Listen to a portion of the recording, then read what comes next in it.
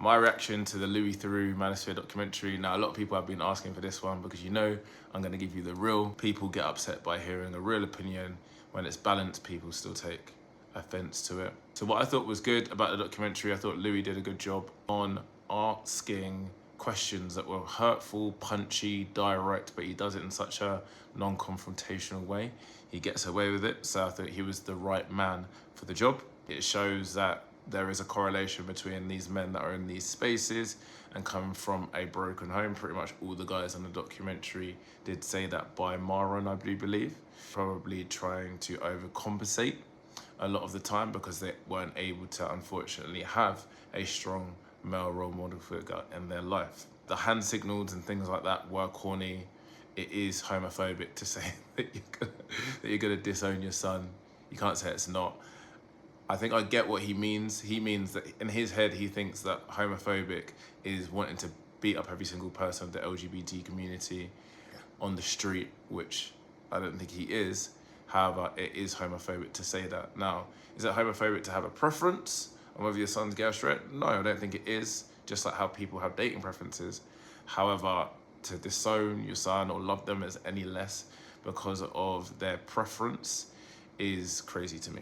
Did make a good point as well in saying that some of these guys are very similar to OF girls and they'll do anything for clout. If you're standing up for men and men's rights and you think that men are just getting tricked on nowadays, but then having that type of agency or other names, let's say, having webcam businesses that were in the documentary, it's just a complete contradiction. I always say, women do not want polygamy, generally speaking, right? Yes, some of these women end up in these situations, money's great, and they like the status and they like the fame. Yeah, 100%, but let's admit, even in these situations with, superstars that earn millions and billions of pounds, a lot of them long term, they don't last because women want to be happy at the end of the day, and that is not gonna make them happy, knowing that their man has got other love interests. Now, where I disagreed with the documentary, they actually don't talk about any of the positives. There's a reason why it has been so influential in young men, and a lot of it is some of the good things that it stands for. Men being strong, men trying to be in a position where they're financially free, men understanding about some of the dark arts of dating. I think that is good for young men to understand. Obviously, it goes too far with the misogynistic stuff, 100%. But there are elements of it which are good, and a lot of women would agree with that as well. I think most men, especially my age, take the clips that we've seen online with a pinch of salt. Some of them are funny, some of them are just downright offensive and horrible, and some of them stand for good things. Helping a man that might have struggled with their mental health, trying to get back in the gym and get back in shape. So I don't think the whole movement should be demonized. Seeing the guy that the adolescence documentary saying, government needs to take action.